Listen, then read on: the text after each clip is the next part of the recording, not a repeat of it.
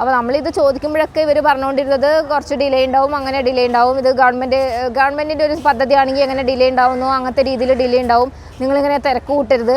അപ്പോൾ നമ്മളെന്തൊക്കെയോ നമ്മൾ പൈസ കൊടുത്തിട്ട് നമുക്കെന്തോ ഔദാര്യം ചെയ്തു തരുന്ന പോലെയാണ് ഈ പറയുന്ന ഇവരുടെയൊക്കെ ഇതൊരു പദ്ധതിയുടെ കീഴിൽ നടത്തിക്കുന്നതാണെന്ന് അറിഞ്ഞിട്ടാണ് നമ്മളിതിൽ വന്നേക്കുന്നത്. അപ്പോൾ അവർ പറയുന്നത് അങ്ങനെ വെയിറ്റ് ചെയ്യേണ്ടി വരും, അങ്ങനത്തെ രീതിയിലായിരുന്നു അവരുടെ ഒരു റെസ്പോൺസൊക്കെ. പിന്നെ നമ്മളെന്തെങ്കിലും ചോദിച്ചു കഴിഞ്ഞാലോ അല്ലെങ്കിൽ നമ്മളെ ഇടയ്ക്ക് ഇതുപോലെ ലേറ്റ് ആകുമ്പോഴേക്കും എന്തെങ്കിലും ചോദിച്ചു കഴിഞ്ഞാലോ ഒന്നും ഇവർ റെസ്പോൺസൊന്നും തരികയില്ല.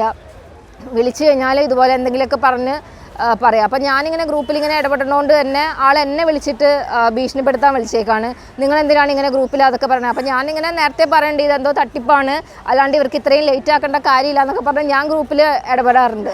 അല്ലെങ്കിൽ ഇവർക്ക് ഇപ്പോൾ CSR ഫണ്ട് ഇല്ലയെന്നുണ്ടെങ്കിൽ ഇവരെന്തിനാണ് ഇത്ര നേരത്തെ പൈസ പിരിക്കേണ്ട, അവർക്ക് ആവശ്യമില്ലല്ലോ. CSR ഫണ്ട് കിട്ടിയിട്ടല്ലേ അവർ ഈ പറയുന്ന ഇത്രയും പേരുടെ നിന്ന് പൈസ വാങ്ങേണ്ട ആവശ്യം. ഇവർ അതൊന്നുമല്ല ഇവർ ചെയ്യണേ. ഇവർ എത്ര പേരെ കൂട്ടാൻ പറ്റുമോ അത്രയും പേരെ കൂട്ടി, കാരണം ഇവർക്ക് കമ്മീഷൻ ഉണ്ട് ഇതിന്. നമ്മുടെ നിന്ന് കമ്മീഷൻ വാങ്ങിക്കുന്നുണ്ട്, അതുകൂടാണ്ട് ഈ പറയുന്ന NGOs ഇവർക്ക് കമ്മീഷൻ കൊടുക്കുന്നുണ്ട്.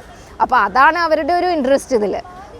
അപ്പോൾ അവരങ്ങനത്തെ ചെയ്യുമ്പോൾ അവരത് ഉറപ്പ് വരുത്തുന്നുണ്ട്. ഇപ്പം നമ്മൾ അങ്ങോട്ട് ചോദിക്കുകയാണെങ്കിൽ എന്താണെന്ന് ചോദിക്കുമ്പോഴും അവർ പറയുന്നത് ഞങ്ങൾക്ക് അങ്ങനെ NGOയുടെ അടുത്ത് പോയിട്ട് ചോദിക്കാനൊന്നും പറ്റുന്നില്ല, അതിനൊരു ലിമിറ്റേഷൻ ഉണ്ട് ഞങ്ങൾക്ക്.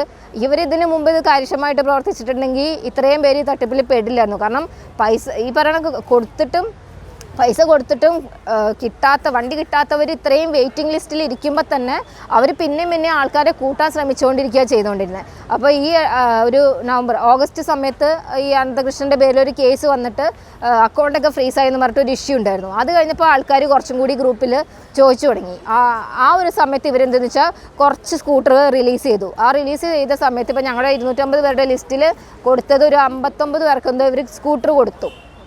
അതും കുറേ ഇഷ്യൂ ഉണ്ടാക്കിയ ആൾക്കാർ, അവർ കംപ്ലയിൻറ്റ് കേസ് രജിസ്റ്റർ ചെയ്യുന്നൊക്കെ പറഞ്ഞ ആൾക്കാർക്ക്, പിന്നെ ഇവരുടെ കുറച്ച് അറിയണ ആൾക്കാർക്കും അങ്ങനെയുള്ളവർക്കാണ് ഇവരുടെ സപ്പോർട്ടേഴ്സിനൊക്കെയാണ് ഇവർ വണ്ടി കൊടുത്തത്. അതും മാർച്ചിൽ കൊടുത്താൽ ഞങ്ങൾ വെയിറ്റ് ചെയ്തിരുന്നപ്പോൾ ഇവർ ഓഗസ്റ്റിൽ അല്ലെങ്കിൽ അത്രയും വാങ്ങിച്ചവരുടെ നിന്ന് പോലും അവർ പൈസ ഈ പറയുന്ന സ്കൂട്ടർ കൊടുത്തവരുണ്ട്. അപ്പോൾ എന്താ പറയുക, ഇവരുടെ ഭാഗത്തുനിന്ന് ഉള്ള ഒരു വീഴ്ച തന്നെയാണ് ഈ NGO കോൺഫെഡറേഷൻ എന്ന് പറയുന്ന ഇവരെ ഇത്രയും വളർത്തിക്കൊണ്ടുവന്നതെന്ന് തന്നെയാണ് എനിക്ക് പറയാനുള്ളത്. അല്ലെങ്കിൽ അവർ